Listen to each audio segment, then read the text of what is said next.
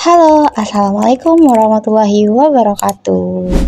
Hai teman-teman semua, kembali lagi di channel Cerita Misa.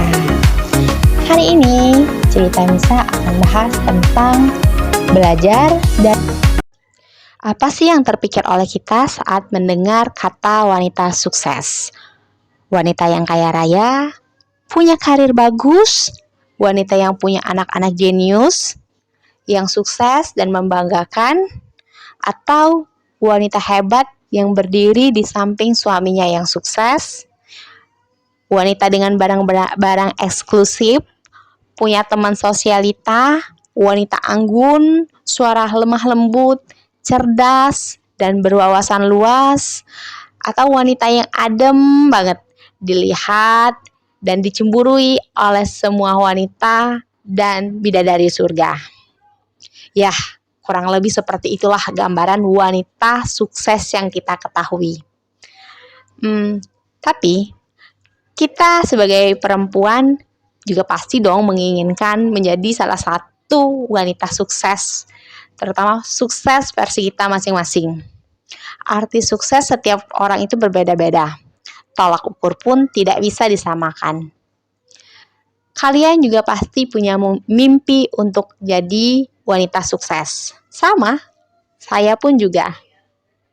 Hari ini kita akan belajar dari wanita paling sukses di dunia. Bukan hanya dunia, bahkan sukses akhirat. Karena menurutku, sukses itu harusnya bukan hanya di dunia, tapi juga punya akhir bahagia juga di akhirat. Jadi, sebagai muslimah, pasti kita semua sudah tidak asing dengan nama wanita paling sukses ini. Dia adalah wanita cerdas dengan idealisme tinggi, berwawasan luas, sukses bisnis, kaya raya, memiliki hati yang bersih, sabar, lemah lembut, cantik, disayang suami pula. Bahkan setelah dia meninggal pun, suaminya masih selalu mengingatnya. Dia adalah seorang istri yang setia, sekaligus ibu yang penuh kasih sayang. Seorang wanita hebat dengan semua ceritanya. Siapa lagi dia kalau bukan Ummul Mukminin, pemimpin kaum wanita seluruh alam, Sayyidina Khadijah radhiyallahu anha. Ummul Qasim binti Huwailid bin As'ad bin Abdul Uzza bin Qusay bin Hilab al-Quraisyah al-Asadiyah. Ya, Bunda Khadijah, wanita terhormat, pebisnis yang sukses, yang memilih untuk menikahi seorang pria jujur bernama Muhammad. Ia bukan hanya istri, tapi juga sahabat, tempat pulang, dan penenang jiwa. Ketika wahyu pertama turun, Rasulullah ketakutan. Khadijahlah yang memeluk dan menenangkannya dan berkata, tidak mungkin Allah akan menyanyiakanmu. Ia adalah orang yang pertama yang beriman, yang mengorbankan harta, tenaga, dan seluruh darinya demi dakwah Islam. Dan saat ia wafat, Rasulullah tidak pernah melupakannya. Bahkan menyebut namanya pun bisa membuat beliau meneteskan air mata. Karena cinta sejati adalah tentang kesetiaan dalam keyakinan dan perjuangan. Dan Khadijah telah mencatatkan namanya sebagai wanita terbaik di sisi Rasul dan di sisi Allah. Sebelum dunia mengenalnya sebagai istri Nabi, Khadijah sudah menjadi sosok luar biasa. Ia berdiri tegak di tengah masyarakat Quraisy sebagai saudagar perempuan yang jujur, sukses, dan dihormati. Di masa ketika perempuan sering dipinggirkan, Khadijah justru memperkerjakan laki-laki, termasuk seorang pemuda bernama Muhammad bin Abdullah yang terkenal karena akhlaknya. Ia melihat lebih dari sekadar wajah. Ia melihat kejujuran, tanggung jawab, dan kemuliaan hati.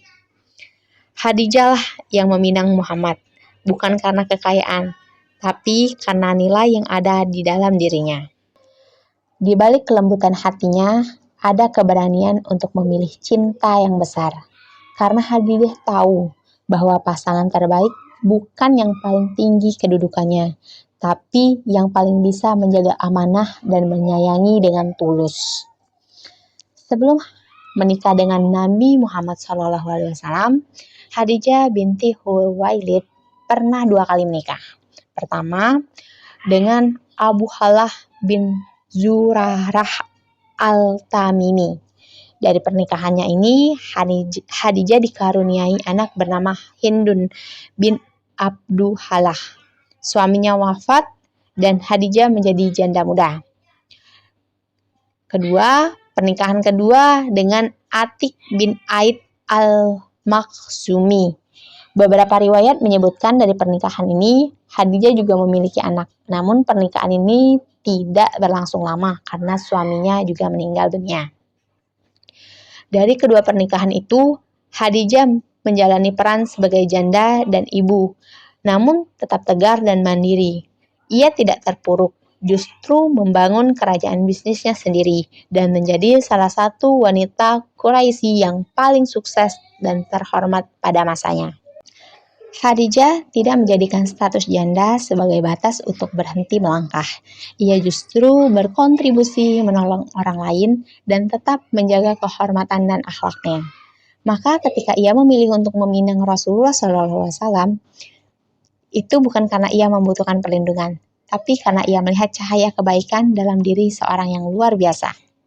Jadi, kalau kita pernah gagal, kamu tidak sendiri. Mungkin kamu dulu juga sudah pernah berjuang sepenuh hati, tapi hasilnya tidak sesuai yang kamu harapkan. Mungkin kamu pernah ditinggalkan, dijatuhkan, atau diremehkan. Tapi dengar kata ini baik-baik. Kegagalan bukan tanda kamu lemah. Justru itu bukti bahwa kamu cukup berani untuk mencoba. Perempuan yang kuat bukan yang tak pernah jatuh, tapi yang terus memilih bangkit meski hatinya masih terluka. Berharga bukan karena kamu berhasil terus, tapi karena kamu terus berusaha menjadi versi terbaik dari dirimu sendiri. Dan percayalah, Tuhan tidak pernah tidur. Ia melihat air matamu dan menyimpan hadiah terbaik untuk waktu yang tepat. Tidak ada wanita yang gagal. Yang ada adalah perempuan yang sedang belajar menerima, belajar bangkit, dan belajar memahami bahwa hidup tak selalu berjalan sesuai rencana. Mungkin pernah salah pilih, pernah terlalu percaya, atau terlalu lama bertahan. Tapi bukan itu yang membuatmu gagal. Justru dari situlah kamu terus tumbuh. Luka itu tidak sia-sia. Ia mengajarkan keteguhan. Ia menguatkan diri. Karena setiap perempuan hebat pernah berdiri di atas serpihan harapan sendiri. Lalu ia membangun ulang dirinya lebih kokoh dari sebelumnya. Jadi, jangan pernah malu karena pernah jatuh. Karena itu bukan aib. Itu adalah bagian dari perjalanan menuju versi terbaikmu. Nobody perfect, tapi Ummu Khadijah adalah pengecualian. Ia mempunyai harta yang banyak sebelum menikah dengan Rasulullah. Ia juga berasal dari keluarga terhormat. Kecantikannya pun diakui seantero penduduk Mekah. Tentang agama, fakta sejarah berbicara bahwa Ummu Khadijah adalah orang yang pertama kali menyatakan keislamannya di hadapan Rasulullah. Bahkan, keislamannya pun tidak ada celahnya. Ummu Khadijah memberikan seluruh yang ia punya untuk kejayaan Islam, mulai dari harta, cinta, dan nyawanya. Semoga kita bisa mengikuti jejak Ummu Khadijah, walaupun mungkin secara kualitas tidak akan pernah bisa sebanding dengannya. Amin ya rabbal alamin. Ayo berusaha menjadikan kita menuju level Khadijah. Kalau Khadijah nilainya 100, maka saya pribadi pun mungkin gak muluk-muluk, bisa sampai di angka 30, 50, itu sudah sangat luar biasa. Jadi kalau sekarang kita baru mulai di angka 3, angka 1, tak apa. Yang penting jangan berhenti belajar dan upgrade diri terus. Tidak ada perubahan besar yang terjadi hanya dalam waktu semalam. Semua butuh proses. Lakukan secara konsisten, sehari naik satu level, satu langkah. Satu hal kecil yang lebih baik daripada hari sebelumnya akan jauh lebih berarti. Selama Allah masih memberi kita usia, itu adalah kesempatan kita untuk menjadi lebih baik lagi. Niatkan lillah. Aku lakukan ini karena Allah. Jadi, jadilah yang terbaik di mata Allah. Jadilah sederhana di mata manusia. Lakukan hal-hal kecil mulai dari perawatan muka, badan dibagusi, sholat diperbaiki, ibadah sunnah digandakan, ilmu diperbanyak, uang diperbanyak, pola pikir dibeneri, adab diterapkan.